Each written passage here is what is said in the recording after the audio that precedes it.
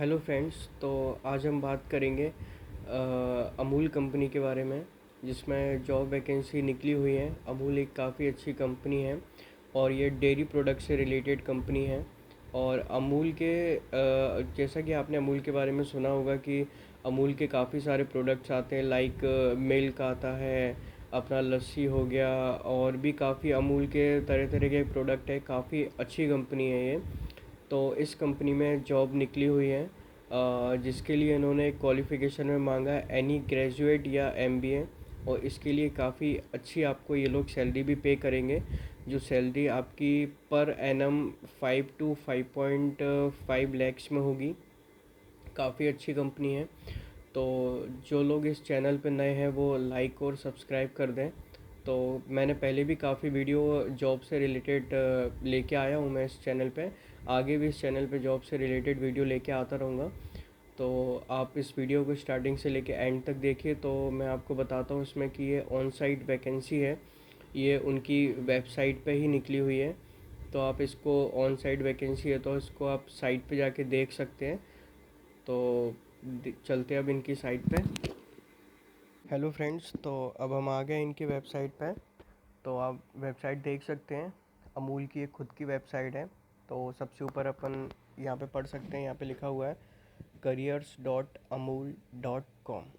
ठीक है, ये तो अपना कॉन्सेप्ट क्लियर हो गया कि ये फेक तो है नहीं है, ऑथेंटिक है, ऑन साइट वैकेंसी है, क्योंकि आप लोग ऊपर देख रहे हो। ठीक है, अब अपन नीचे आते हैं। नीचे आके इनकी अपन ये बात करते हैं कि ये किस चीज़ की है। तो यहाँ पे लिखा हुआ है एचआर एंड एडमिनिस्ट्रेशन असिस्टेंट। ठीक है, एचआर और एडमिनिस्ट्रेशन असिस्टेंट के कहाँ पे निकली है? बेंगलोर लोकेशन। दूर है बट कोई नहीं, बेंगलोर वाले तो कर ही सकते हैं, और पैसे के लिए तो कहीं पर भी कोई जा सकता है। ठीक है, आदमी विदेश चला जाता, अपन तो इधर ही जा रहे हैं इंडिया में।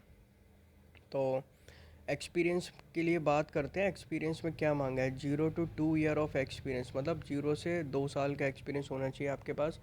मतलब कि इसको फ्रेशर भी अप्लाई कर सकते हैं, नॉन फ्रेशर भी अप्लाई कर सकते हैं, कोई भी इसको अप्लाई कर सकता है। ठीक है, तो काफ़ी अच्छी अपॉर्चुनिटी है ये फ्रेशर के लिए। जो लोग कॉलेज से पास आउट होते हैं, जिन लोगों की जॉब नहीं लग पाती है, तो वो यहाँ पे आके अप्लाई कर दो, लग जाएगी, गारंटी मेरी लगा देना, और क्या। ठीक है, अब क्या करते हैं? अब अपन देखते हैं कि पैकेज कितना है, मतलब पैसा कितना देंगे। मेन तो यही चीज़ है, पैसे के लिए तो आदमी जॉब कर ही रहा है। तो पैसा देंगे आपको 5 लाख से 5.5 लाख रुपए देंगे साल का, महीने का नहीं है, साल का लिखा हुआ पर एनम। ठीक है, तो महीने का पड़ा आपको 40 से 50 हज़ार रुपये, इतना ही पड़ेगा। मेरा मैथ थोड़ा कमज़ोर है, अपने हिसाब से लगा लेना, कैलकुलेट कर लेना। और ये किस लोकेशन पे है? बेंगलोर लोकेशन पे है। ठीक है, अब अपन चलते हैं नीचे, थोड़ा इनके बारे में पढ़ लेते हैं, क्योंकि कुछ भी चीज़ करने से पहले थोड़ा पढ़ लेना चाहिए तो ज़्यादा अच्छा रहता है। पढ़े लिखे लोग हैं ना अपन, इसलिए। अब बात करते हैं जॉब डिस्क्रिप्शन।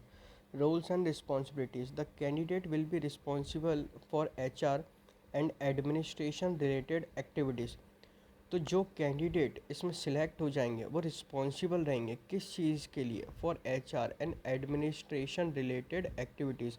मतलब जो एचआर का काम होगा वो उनको करना पड़ेगा, और जो एडमिनिस्ट्रेशन का काम होगा वो उनको करना पड़ेगा। ठीक है, अब ये तो कॉन्सेप्ट अपना क्लियर हो गया। अब बात करते हैं द मेजर रिस्पॉन्सिबिलिटीज़ इंक्लूड। क्या क्या रिस्पॉन्सिबिलिटीज़ आपकी सबसे ज़्यादा रहेंगी? ठीक है, तो मैंने पॉइंट ऑलरेडी पढ़े हुए हैं, फिर भी आप लोग के लिए एक बार पढ़ देता हूँ, एक बार समझा देता हूँ। मतलब बेसिक पॉइंट्स हैं, कोई भी कर सकता है। ठीक है, पहला पॉइंट है recruitment related activities such inviting applications from various source, screening of profile, arranging interview, joining formalities etcetera. मतलब कि जैसे कि एचआर हो आप, एचआर के पास क्या मतलब, जैसे जॉब से रिलेटेड बहुत सारे एप्लीकेशंस आए, तो एचआर क्या करेगा? वो एप्लीकेशंस को देखेगा, फिर उनकी स्क्रीनिंग करेगा। स्क्रीनिंग ऑफ प्रोफाइल कैसे? कि मतलब किसकी क्वालिफ़िकेशन अच्छी है, किसकी क्वालिफ़िकेशन अच्छी नहीं, तो टॉप लेवल के वो रख लेगा जिनके उसको क्वालिफ़िकेशन अच्छी लगेगी, क्राइटेरिया फुलफ़िल हो रहा होगा, एकेडमिक रिकॉर्ड अच्छा होगा, उनकी वो रख लेगा। ठीक है, फिर क्या करेगा? उनको कॉल करेगा या मेल करेगा इंटरव्यूज़ के लिए, तो वो हो गया अरेंजिंग इंटरव्यूज़, तो इनका इंटरव्यू अरेंज करवाएगा। अब जैसे कि इंटरव्यू अरेंज करवा दिया और वो लोग हो गए सिलेक्ट हो जाने के बाद फिर क्या आता है, जॉइनिंग फॉर्मेलिटीज़ एक्सेट्रा। फिर जब जॉइनिंग के टाइम पे जो बेसिक फॉर्मेलिटीज़ होगी कि आप अपने मतलब ये फॉर्म फिलअप कर दो और 2 फ़ोटो ले आओ, आधार कार्ड ले आओ, और पासबुक की कॉपी, और भी सारी जो चीज़ें वो बोलेगा वो बेसिक फॉर्मेलिटीज़ आपकी करेगा। तो पहला तो आपका ये काम हो गया। अब दूसरा काम कर लेते हैं, HR operation activities related to employees life cycle such as confirmation, appraisal, transfer, separation etc. मतलब HR लोग क्या ही काम करते हैं, वही काम करना है कुल मिला के आपको। जैसे कन्फर्मेशन से रिलेटेड, अप्रेजल से, ट्रांसफ़र, सेपरेशंस एक्सेट्रा। मतलब जैसे कि अप्रेज़ल मतलब किसका कितना अप्रेज़ल होगा, मतलब ये बंदे ने अच्छा काम किया है इस साल, तो एक काम करते हैं इसका 20% अप्रेज़ल करवा देते हैं। इसने कम काम किया है तो ये इतना अच्छा काम करता भी नहीं है तो इसका 5% अप्रेज़ल करवाएंगे। तो ये सब किसके हाथ में होता है, HR के हाथ में होता है। तो हमको क्या करना है, HR से बना के रखनी है। HR से जितना बना के रखोगे उतना काम पे आएगा अपना। ट्रांसफ़र से रिलेटेड, मतलब जैसे कि कहीं और ट्रांसफ़र कर सकता है, वहाँ पे अगर रिक्वायरमेंट है, वहाँ पे ज़रूरत है तो उधर आपका ट्रांसफ़र कर देगा। तो कुल मिला के HR से रिलेटेड है, ठीक है। Maintaining attendance leave records of employees, मतलब मेंटेनिंग अटेंडेंस मतलब जब ऑफिस में एंटर करते हैं तो अटेंडेंस आपकी लगती है, तो बायोमेट्रिक लगती होगी या कैसे भी लगती होगी, मतलब लगती है तो रिकॉर्ड रहता है ना, एक चेक किया जाता है कि ये एम्प्लॉयज़ आज आया है कि नहीं आया है, तो अगर नहीं आएगा तो उल्टा कंपनी का लॉस है।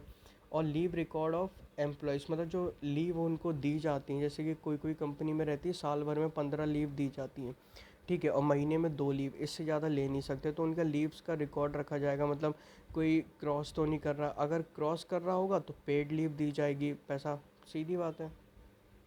फिर बात करते हैं maintaining employees personal file record, मतलब सबकी जो पर्सनल फाइल रहती है उसको मेंटेन करना, रिकॉर्ड को, सारी चीज़ें तो कोई भी कर सकता है। Maintaining updating employees master data in SAP HR module, ये भी जरा सा काम है, क्या ही समझाऊँ इसमें मैं आपको। Other administrative support to the employees in travel arrangement, मतलब बाहर जा रहे हैं कहीं पर, ट्रैवल अरेंजमेंट कंपनी के काम से जा रहे हैं तो उनका सारी चीज़ें देखना, भाई टिकट टिकट बुक करवा के रखना बढ़िया तरीके से, होटल होटल अच्छा देखना, तो ये सब व्यवस्था इनकी करवाने की रहती है, ठीक है। मैनेजमेंट का काम है ना। तो any other HR administration related work assign from time to time, मतलब जो कोई भी आपको वर्क दे दिया, ऊपर से ऑर्डर आ गया कि भैया अब आपको ये करना है, तो वो सारे काम आपको करना पड़ेंगे, गलत काम छोड़ के सारे अच्छे काम करने पड़ेंगे। Looking after day to day activities of the profile of the office, तो मतलब ऑफिस की डे टू डे एक्टिविटीज़ देखनी पड़ेगी, और ऑफिस की एक्टिविटीज़ अच्छी बुरी सारी देख दाख के फिर उसके बेसिस पे ही तो अप्रेजल वगैरह सारी चीज़ें होती, कौन काम कर रहा है कौन काम नहीं कर रहा, फिर ऊपर जाके अपने डायरेक्टर को बता दो, चुगलखोरी टाइप, ठीक है। अब नीचे आते हैं अपन, डिज़ायर कैंडिडेट प्रोफाइल, मतलब इनको चाहिए क्या, the candidate should be first class graduate in any discipline and post graduate in HR management, मतलब अच्छा खासा पढ़ा लिखा होना चाहिए, कुल मिला के बात इनका ये कहना है।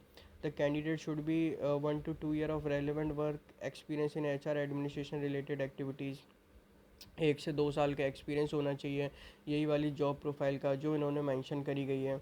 कंप्यूटर की नॉलेज होनी चाहिए, MS ऑफिस की या MS एक्सेल की, तो कंप्यूटर की नॉलेज इसलिए होनी चाहिए, HR के जितना भी वो रिकॉर्ड कैरी करता है तो वो रजिस्टर में लिख नहीं सकता है, कहाँ पे लिखेगा, कंप्यूटर में लिखेगा, कंप्यूटर में कहाँ पे लिखेगा, MS वर्ड, MS एक्सेल, तो ये सारी चीज़ें रहती हैं जहाँ पे वो पुट करता है सारा डाटा कंपनी का, और फिर वो उसको ऊपर शो करना पड़ता है। अब डायरेक्टर्स तो वो पर्टिकुलर लोकेशन पे रहते नहीं हैं, वो अलग अलग लोकेशन पे रहते हैं, वो कैसे चेक करेंगे, तो उनको ईमेल करना पड़ता है, ठीक है।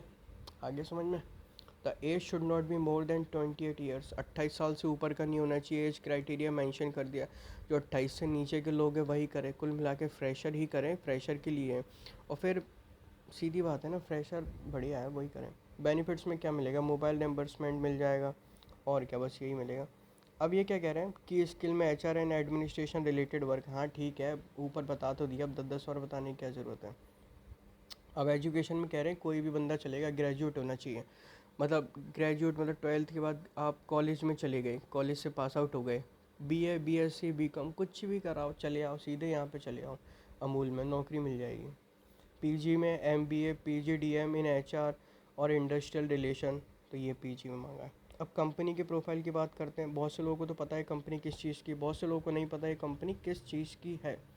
तो जिन लोगों को नहीं पता है उनके लिए पढ़ के बता देता हूँ, और जिन लोग को पता है तो वो वीडियो को थोड़ा सा स्किप कर दे आगे तक। कैसा टाइम वेस्ट मत करो ना, अपना टाइम ही तो इम्पोर्टेंट है। तो ये है, Gujarat cooperative milk marketing federation limited is the largest food company marketing milk and milk product under the brand name of Amul. पहले ही बताया था आपको कंपनी किसकी है, मिल्क प्रोडक्ट की, मिल्क प्रोडक्ट से रिलेटेड चीज़ें करती है, मार्केटिंग मिल्क प्रोडक्ट, ठीक है। तो समझ में आ गया आपको। टर्नओवर कितना है, मैं पढ़ नहीं पा रहा कितना टर्नओवर है, पर तगड़ा टर्नओवर है, करोड़ों में। मेरा मैथ बहुत ज़्यादा कमज़ोर है तो इसलिए समझ में नहीं आ रहा, ठीक है। तगड़ा है मतलब कुल मिला के। तो नीचे का पढ़ने का कोई ज़रूरत नहीं हो, ज़्यादा कुछ पढ़ना हो ना amul.com पे चले जाना, सब मिल जाएगा आपको, ठीक है। तो अब अच्छी कंपनी कर दो अप्लाई, फ्रेशर के लिए तो काफ़ी अच्छा है। ऊपर आते हैं, एक चीज़ तो बताना भूल गया, ये फुल टाइम है परमानेंट, मतलब फुल टाइम, पार्ट टाइम की मत सोच लेना। ये पार्ट टाइम वाले तो बिल्कुल भी अप्लाई ना करें, इसमें पार्ट टाइम तो है ही नहीं है, फुल टाइम है, परमानेंट, मतलब एकदम परमानेंट कर लो। फ्रेशर के लिए सबसे अच्छा है यार, स्टार्टिंग में आपको 5 लाख रुपए मिल रहे हैं, तो क्या ही बुरा है, आपको 5 साढ़े 5 लाख रुपए मिलेंगे, बढ़िया। आपको कॉलेज से ग्रेजुएट हो सीधा अमूल में आ जाओ, यही काम है आपका। 5.5 लाख रुपए मिलेंगे आपको बढ़िया तरीके से, और धीरे धीरे फिर आपके बढ़ते जाएंगे। स्टार्टिंग में जब इतना अच्छा पैकेज मिल रहा है तो आगे चल के बढ़ता जाएगा, धीरे धीरे करते रहना। अब अप्लाई कर देते, एक काम करते, जब इतनी सारी चीज़ें कर ली हैं तो अप्लाई तो करना ही पड़ेगा। अप्लाई पे क्लिक कर दिया। अब अप्लाई पे क्लिक कर दिया तो पता नहीं हम कहाँ पे आ गए कहीं ना कहीं। तो इसमें लिखा हुआ है अप्लाई विथ naukri.com, तो आप अप्लाई कर सकते हैं naukri.com पे, ठीक है। naukri.com के साथ सीधा इस पर क्लिक कर देना। मैं तो क्लिक इसलिए नहीं कर रहा हूँ क्योंकि मेरे को करना नहीं है अप्लाई, इसलिए आप लोगों के लिए वीडियो बनाया, अपने लिए थोड़ा ना बनाया। तो ठीक है, अप्लाई विथ naukri.com पे क्लिक कर देना। क्लिक कर दोगे, फॉर्म फिलअप की कहेगा, बेसिक फॉर्मेलिटीज़ फॉर्म फिलअप वगैरह आप कर देना।